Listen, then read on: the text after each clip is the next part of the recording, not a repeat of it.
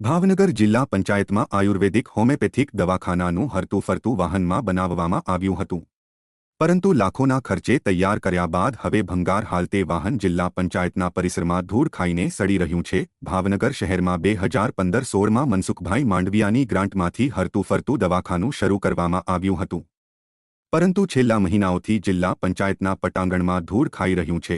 Grant ગમે તે ચૂંટાયેલા નેતાઓ વિકાસના કામોમાં વાપરી રહ્યા હોય ત્યારે લોકોના ટેક્સના પૈસાના થતા વેડફાટને પગલે અનેક પ્રશ્નો ઉપસ્થિત થઈ રહ્યા છે।